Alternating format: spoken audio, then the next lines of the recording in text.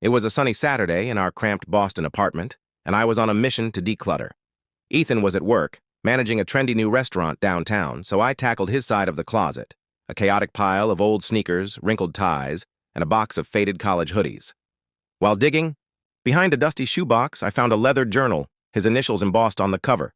Ethan's not the journaling type. He's more likely to send me a meme than write his feelings. My curiosity screamed louder than my conscience. I opened it. The first page hit like a punch to the gut. Dated 5 years ago, before we met, it was addressed to Lily. Ethan wrote, "I'll never forgive myself for what happened to you. I see your face every time I close my eyes. I should have been there." My heart pounded. Who was Lily? Why had he never mentioned her? I flipped further, each entry darker than the last. He wrote about a daughter, Emma, and the accident. One line stopped me cold. I left her behind to start over. I had no choice. My hands shook so hard I nearly dropped the journal. Ethan had a kid? A past he'd buried? I shoved it back in the closet, my mind spiraling. That night, I faked a smile through dinner as Ethan rambled about new cocktail recipes, his hazel eyes crinkling like always.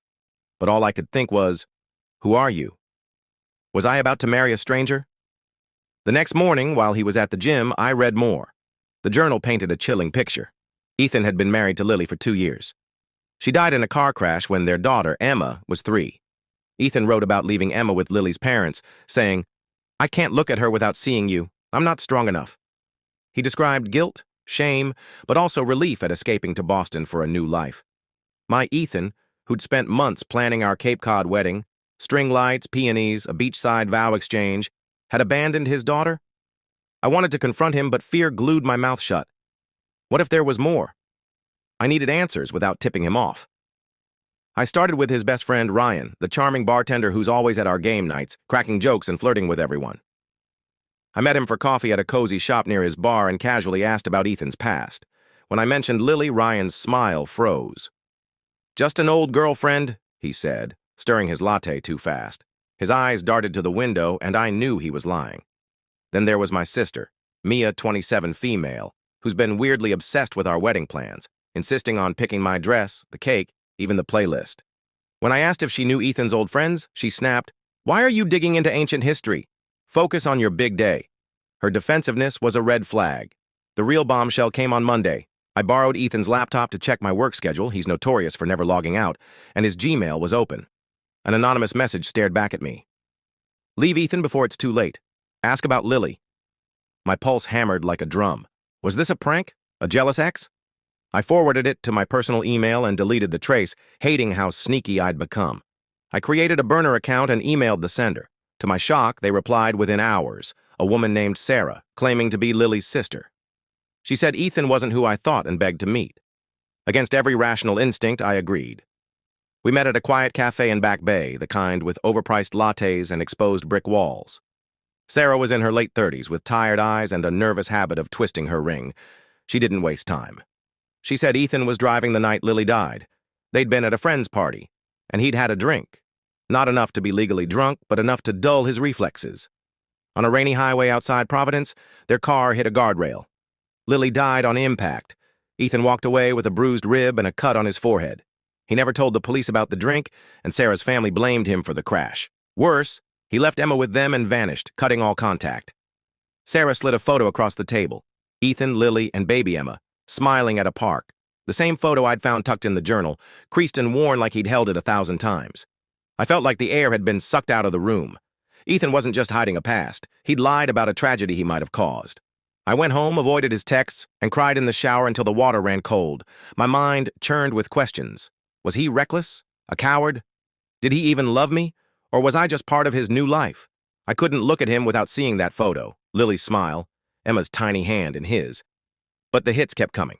Mia, who'd been acting weirder by the day, cornered me at her apartment. She'd been pushing me to rethink the wedding, dropping cryptic hints like, "Are you sure he's the one?" I pressed her, my voice shaking, and she broke. She admitted she'd slept with Ethan 5 years ago when he was still married to Lily.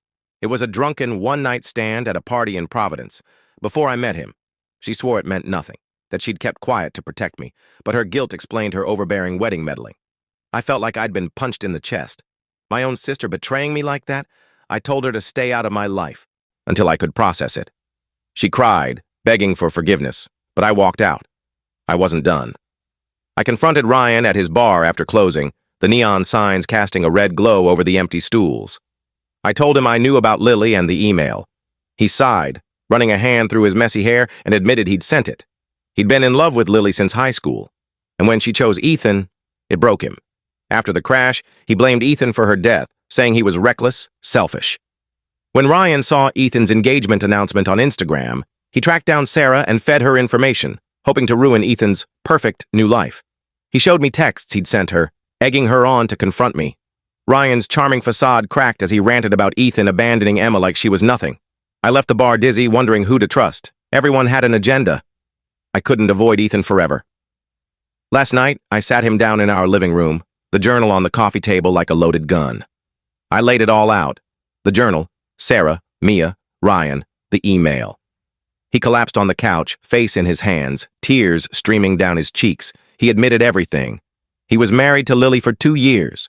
He was driving that night, had one whiskey at the party, and swore it didn't cause the crash. The rain was torrential, the road a slick death trap. The guilt destroyed him, and he couldn't face Emma, who had Lily's blue eyes and curls. He left her with Lily's parents, thinking they'd give her a better life, and fled to Boston. He hid it because he loved me and feared I'd leave. "I'm not that guy anymore," he sobbed, grabbing my hands. "I want to be the man you deserve. I'll do anything. Therapy. Anything." But Sarah had given me one last bombshell. A police report she dug up through a family friend in Providence. It suggested Ethan's car was speeding, 15 miles over the limit, though the evidence wasn't conclusive. He hadn't mentioned that. When I brought it up, he got defensive, his voice sharp. "The report skewed," he said. "It was pouring. The road was a mess. I wasn't reckless." But his eyes flickered, and I pressed harder. He admitted he'd panicked after the crash, lying to the police about his speed to avoid blame. He swore he'd changed, that he was ready to face his past, but his excuses felt like sand slipping through my fingers. There was one more twist. Sarah had found a letter in Lily's things, written by Ethan after the crash, but never sent. She gave me a copy, and I read it alone in our bedroom, my hands trembling. It was raw, gut-wrenching. "Lily, I failed you. I failed Emma. I drive by her preschool sometimes, watching her play from across the street, but I'm too weak to go inside. I don't deserve her. I don't deserve anything."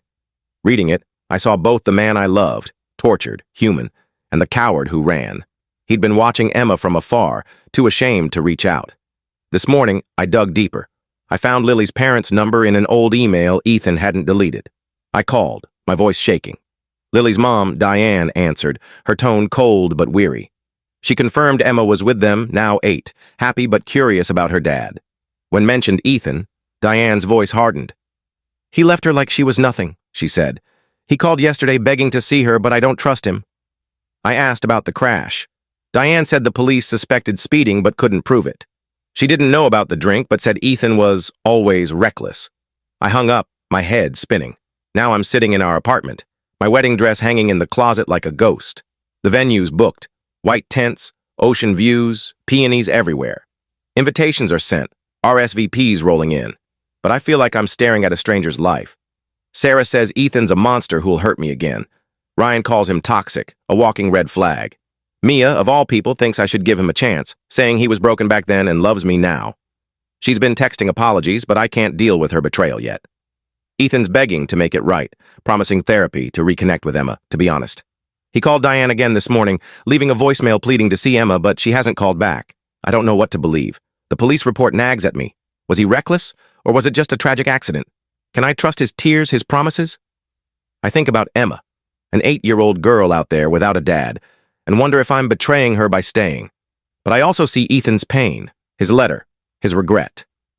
Part of me wants to believe he's changed, that we can rebuild. My head screams to run, but my heart's stuck on the man who wrote me love notes, who planned our future. Read it. I'm lost. Do I call off the wedding and walk away, stay and work through this?